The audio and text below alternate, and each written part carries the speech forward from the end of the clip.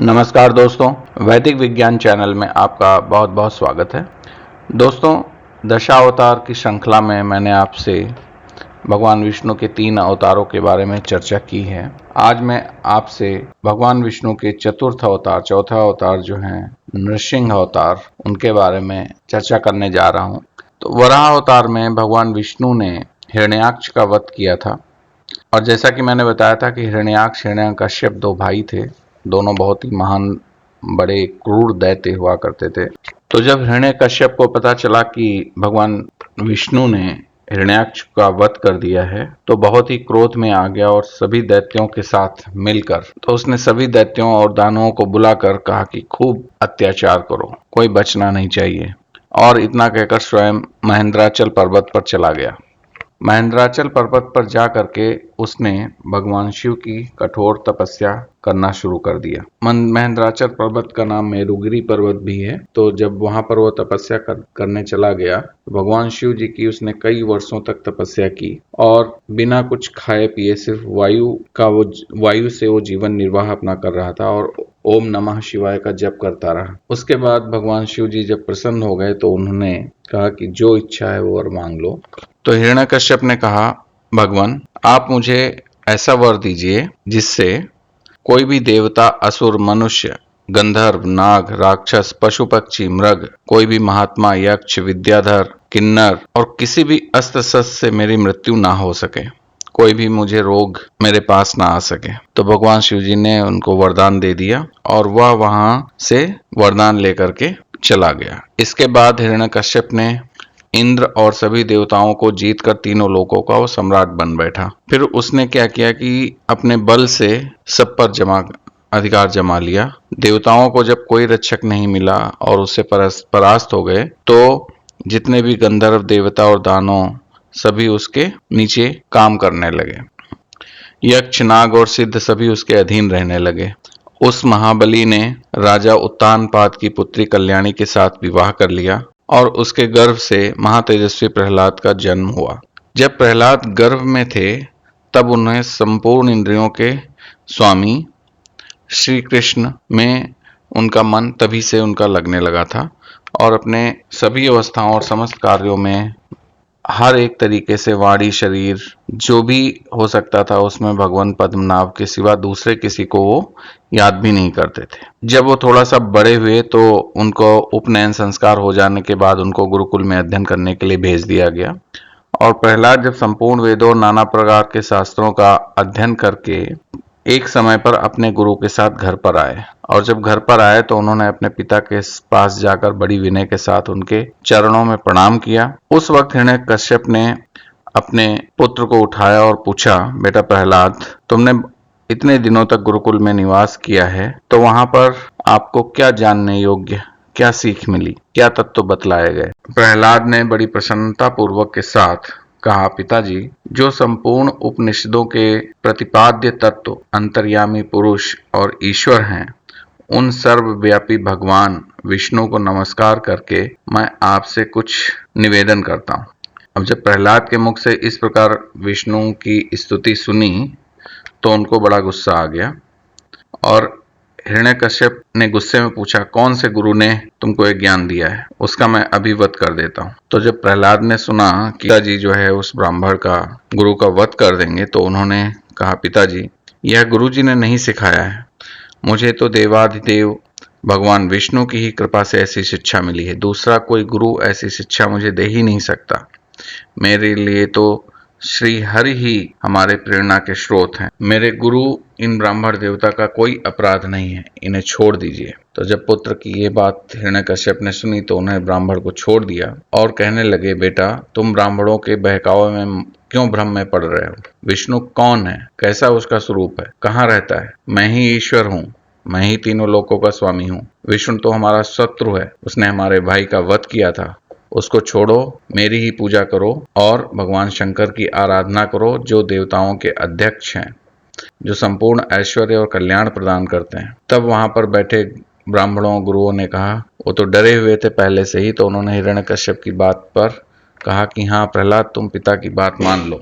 तब प्रहलाद बोले, भगवान की कैसी महिमा है, जिनके माया से सारा जगत मोहित हो रहा है। और कितने आश्चर्य की बात है कि इतने जो यहाँ पर ब्राह्मण और गुरु उपस्थित हैं, ये सिर्फ हमारे पिताजी के डर से और उनके चपलतावश होकर के ही ऐसी बातें कर रहे हैं।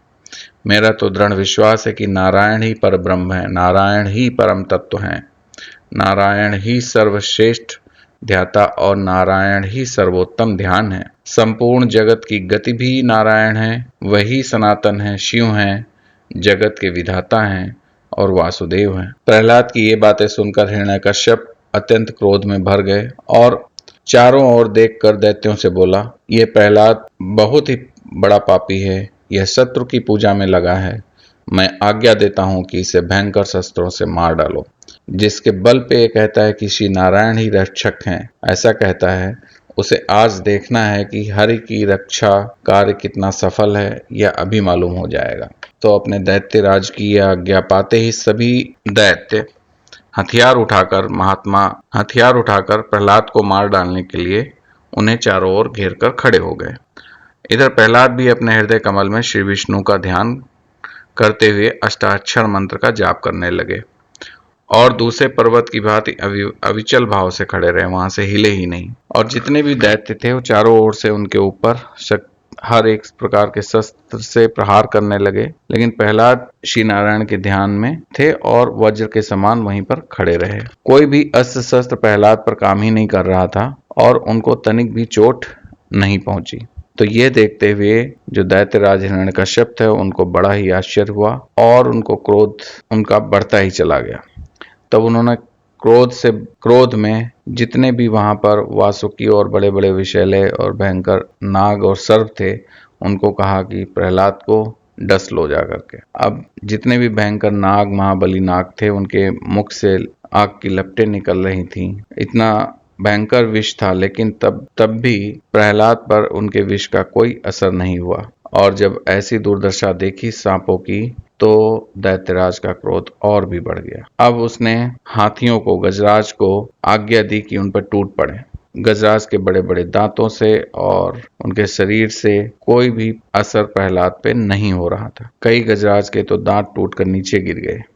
जब ऐसा देखा हिरण्यकश्यप ने तो उसका क्रोध और भी बढ़ गया। तो उसने अपने पुत्र को हुई चिता में डाल दिया, लेकिन वहां पर भी प्रहलाद भगवान विष्णु का नाम लेते रहे। और चूंकि भगवान विष्णु जल में शयन करने वाले हैं तो और प्रहलाद भगवान विष्णु के प्रियतम थे, उनके असीम भक्ति थी उनमें, तो उनपे उस चिता का भी कोई असर नहीं हुआ और वह ज्वाला शांत हो गई। अपने बालक को आग में भी जलते ना देख हिरण्यकश्यप की आश्चर्य की सीमा नहीं रही और उसने पुत्र को अत्यंत भयंकर विष दे दिया, लेकिन उस विष का भी कोई प्रभाव प्रहलाद पर नहीं हुआ और उस विष को अमृत स्वरूप धारण कर लिया। जब कुछ भी नहीं कर पाया प्रहलाद का, तो हिरण्यकश्यप ने कहा, प्रहलाद, तुमने मेरे सामने विष्णु की श्रेष्ठता का भली भांति प्रदर्शन किया है।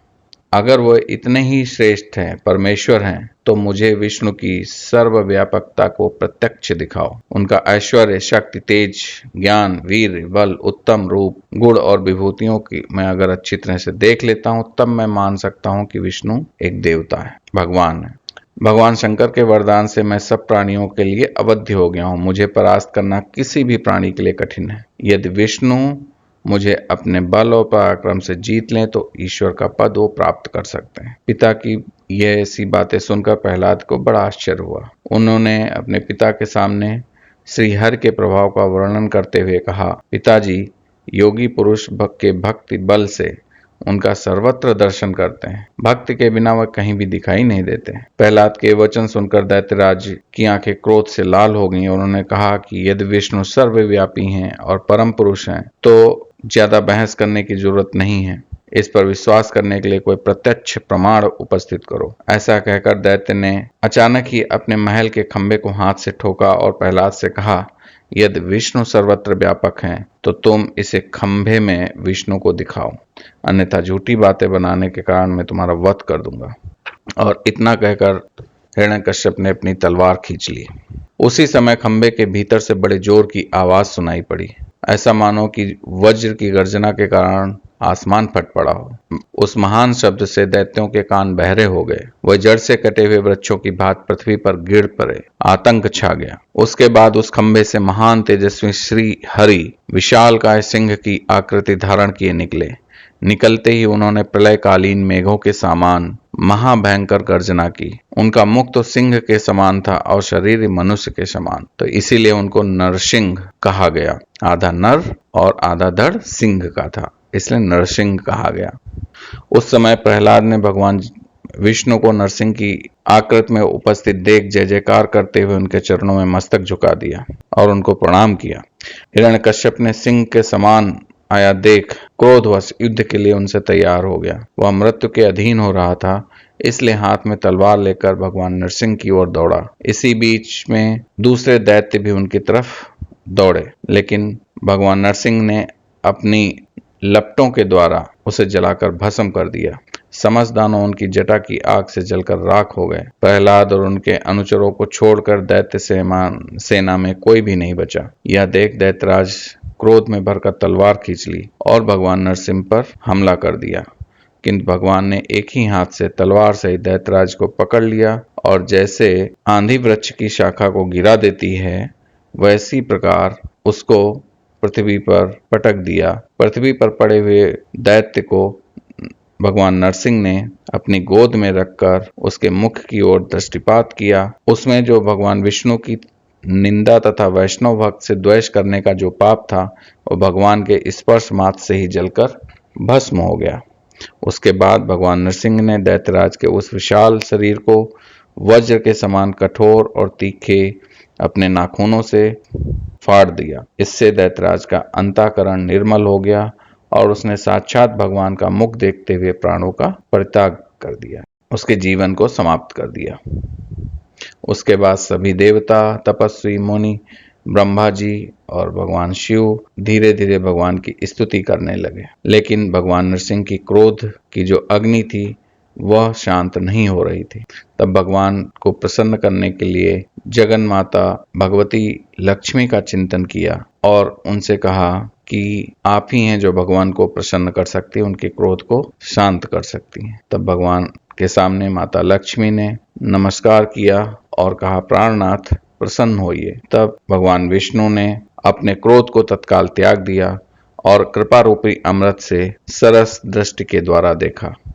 उस समय उनके कृपापूर्ण दृष्टिपात से संतुष्ट होकर जय जयकार करते हुए उच्च स्वर से स्तुति और नमस्कार करने वाले लोगों में आनंद और उल्लास छा गया। देवताओं के इस प्रकार प्रार्थना करने पर देवेश्वर श्री विष्णु ने अपने भयानक तेज को समेट लिया और सुखपूर्वक दर्शन करने योग्य बन गए। उस समय नरसिंह और माता लक्ष्मी को एक साथ देखकर देवता और महर्षि मन ही मन बड़े प्रसन्न हुए। उनके नेत्रों से आनंद अश्रु की धारा बह चली, जिससे उनका शरीर भीगने लगा। वह आनंद समुद्र में निमग्न होकर के बारंबार भगवान को नमस्कार करने लगे। तत्पश्चात सबके स्वामी भक्त वत्सल श्री हरि ने देवताओं के साथ ले प्रहलाद को सब दैत्यों का राजा बनाया। प्रहलाद को आश्वासन देकर देवताओं द्वारा उनका अभिषेक कराकर उन्हें अभीष्ट वरदान और अनन्य भक्ति प्रदान की। इसके बाद भगवान के ऊपर फूलों की वर्षा हुई और वह देवगणों से अपनी स्तुति सुनते हुए वहीं से